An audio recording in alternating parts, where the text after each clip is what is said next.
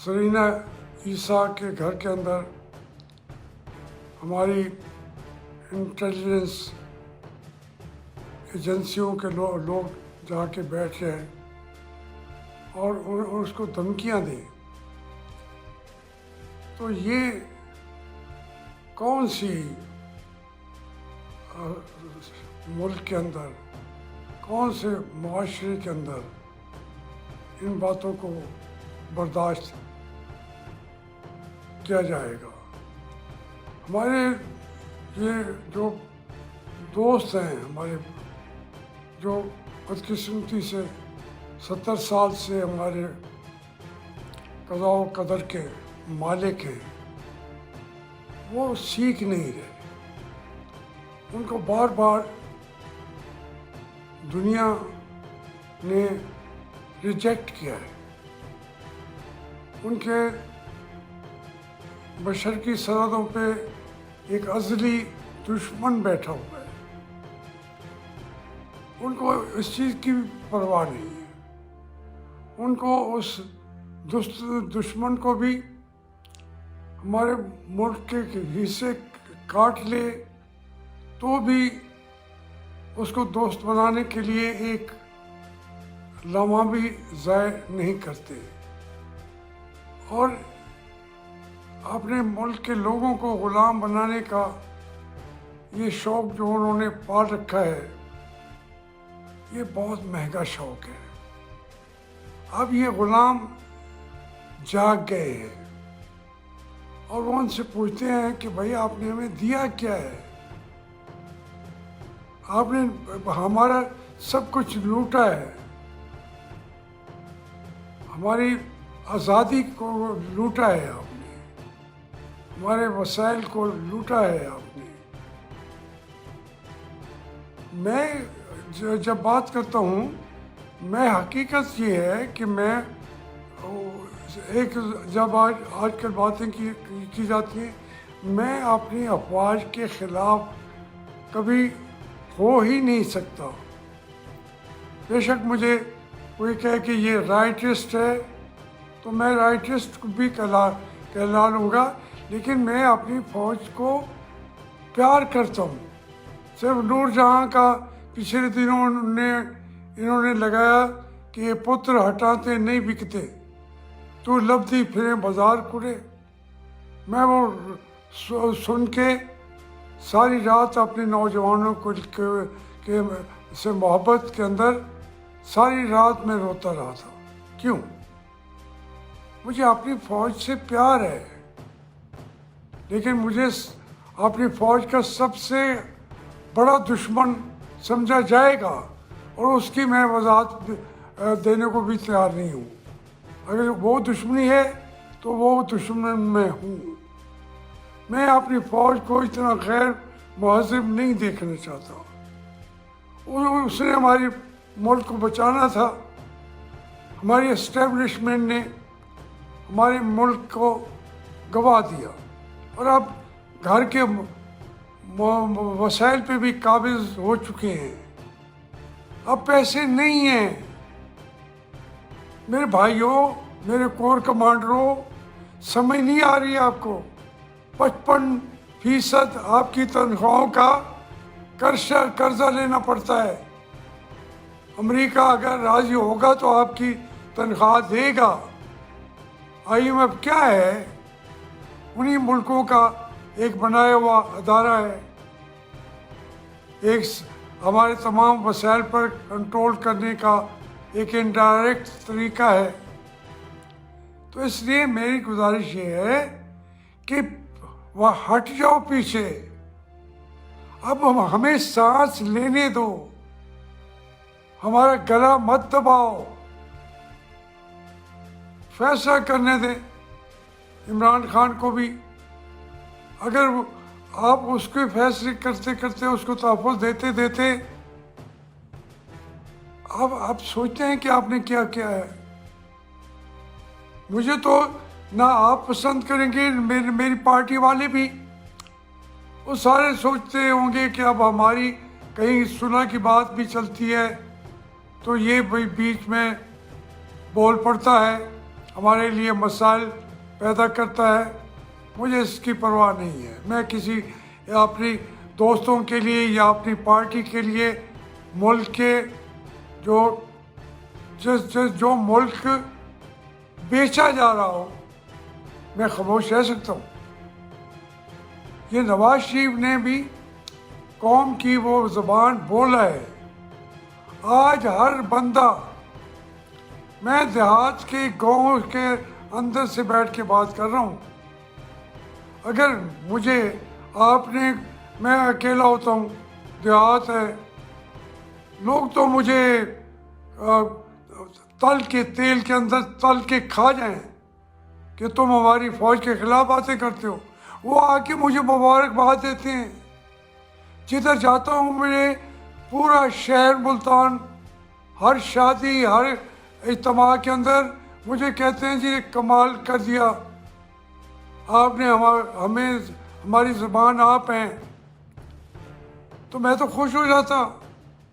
ये कोई खुशी की बात नहीं है कि मुझे अप्रिशिएट किया जाए, बल्कि लोग मुझे कहते कि यार आप तो जर्नैलों के खिलाफ बोलते हैं। इसके बजाय मुझे वो हीरो समझते हैं। ये बात आपकी समझ में नहीं आ रही। अगर अपनी फ़ौज को बुरा भला कह के कोई हीरो हो जाए, खुदा न करे कि ऐसा हो, लेकिन ये हो रहा है। पूरी कौम खड़ी हो गई है, सिर्फ एक थोड़ी सी इस खड़े पानी के अंदर पत्थर फेंकने की देर है। मेरी एस्टेब्लिशमेंट, आपका वजूद तक मिट जाएगा, कहीं नजर नहीं आएंगे। जो लूटा है वो तो आप लोगों ने लूटा है, जो आज तक लूट रहे हैं वो भी आप लूट रहे हैं। तो इसलिए मेरी कोई इसको दुश्मनी ना समझे।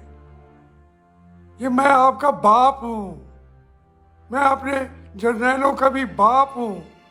बेशक मुझे गालियाँ दे लें, उनका मैं बाप हूँ, तो मैं उनकी बदहाली देखूंगा। मैं उनको, मेरी यकीन मानिएगा, मेरी इन आँखों की कसम उठा के कहता हूँ कि मैंने रूस के जर्नैलों को रूस की गलियों पे खड़े होके भीख मांगते देखा है। गले में तख्ती भी लटकाई हुई थी कि हम अफगानिस्तान के अंदर रूस के लिए हमने जंगें लड़ी हैं, हमें भीख दो। ये मैंने देखा है मास्को की गलियों में। इसलिए मैं कहता हूँ उस हद तक मत जाओ। हमारे नौजवान जो है उसकी पूरी प्राइड होती है जब उसको कौम सलूट करती है। मैं तो नूरजहां के वो बच्चों की ऊपर के पुत्र हटाते नहीं मिलते। मेरा तो कोई बच्चा नहीं है फौज में, मेरे दूर तक रिश्तेदारों में भी कोई फौज में नहीं है, लेकिन वो सारे मेरे बच्चे नहीं हैं, वो मेरे बेटे हैं। आप भी मेरे बेटे हैं। लेकिन ये जो शिकायत लिखी हुई है जिनके चेहरों पे, उन रिटायर्ड जनरलों से गालियां दिलाते हो कौम को। शर्म करो यार, कोर कमांडर हो, तुम्हारे में मुल्क को बचाने के बहुत सारे जिम्मेदारियां हैं। कोर कमांडर होना थोड़ी बात है, सिर्फ उसके प्लाटों के हिसाब से नहीं मैं कह रहा। प्लाट तो आपको बेशुमार मिलते हैं, आने का मिलता है, जाने का मिलता है, डीएचए खोलने का मिलता है। वहाँ जो एक एक अरब की फाइलें आपको दे दी जाती हैं। मैं उसको भी नहीं रो रहा। मैं कहता हूँ जो दिन आपके आने वाले हैं मैं उसको रोता हूँ, जब मेरे मुल्क के कमांडर इन चीफ सारे के सारे मुल्क से बाहर चले जाते हैं। आप मुझसे कोई बात पूछ लें, कोई मेरे साथ बैठ के शर्त लगा दे 1 साल बाद ये मुल्क के अंदर नहीं होना, क्यों नहीं होना? क्योंकि इतना ज़्यादा वज़न उठा लिया है उसने कि वो आज कौम के फैसले कैसे करेगा। हमें कुछ करने दो, अपने तौर पे फैसले करने दो।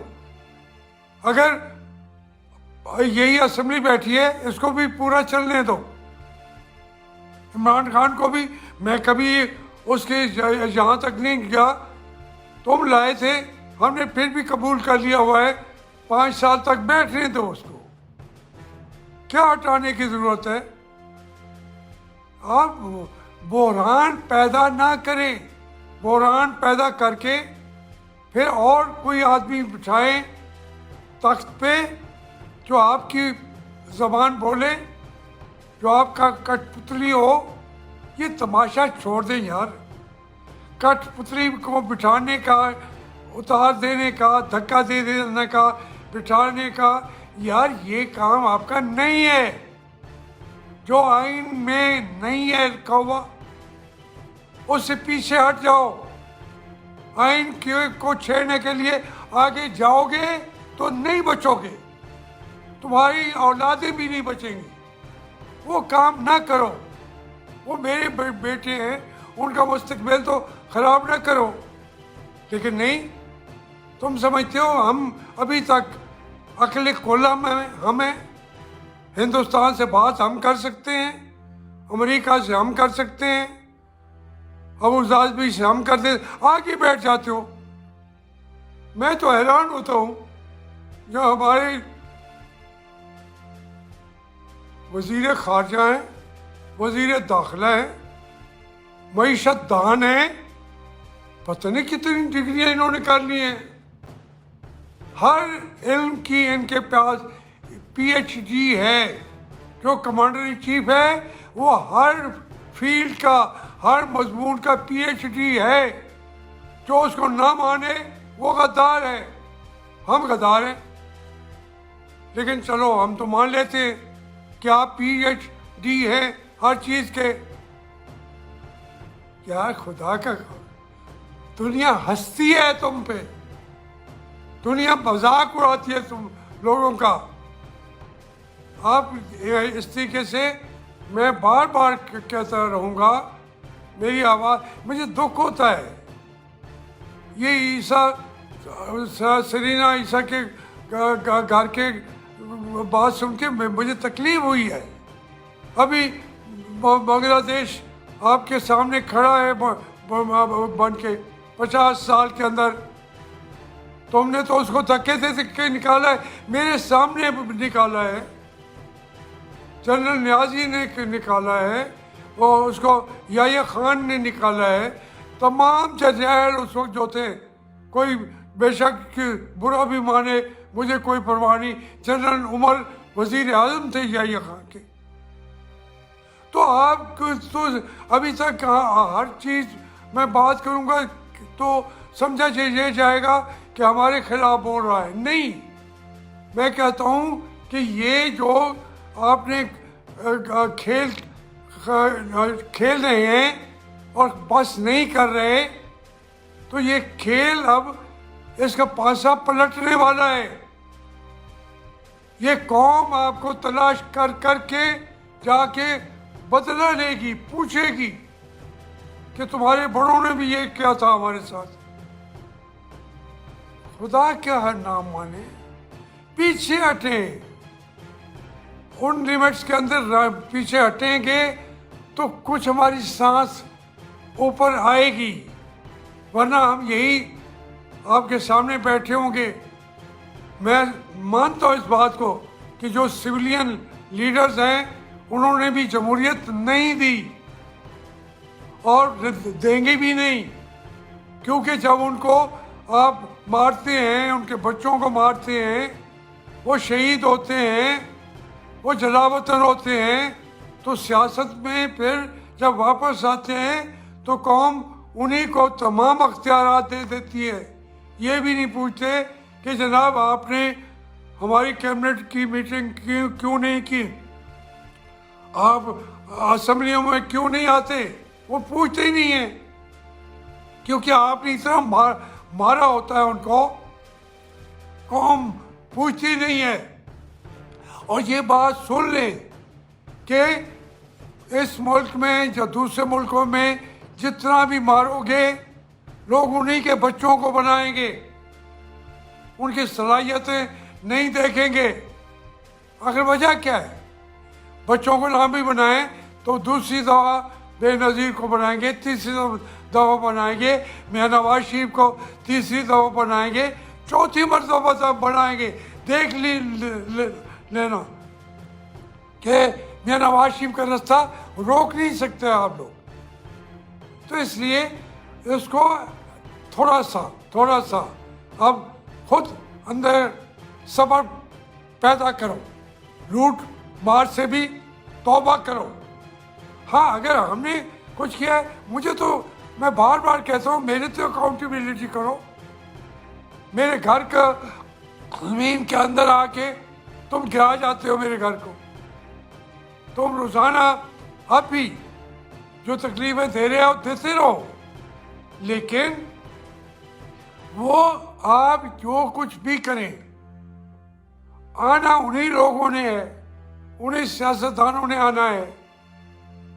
तो पाकिस्तान के पल्ले भी कुछ रहने दो।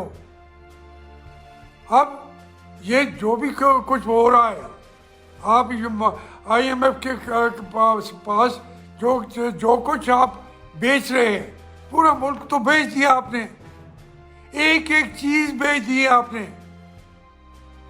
सियासतदानों ने नहीं बेची, अभी उनको वोट आपने इकट्ठे करके देने हैं इसको पास कराने के लिए।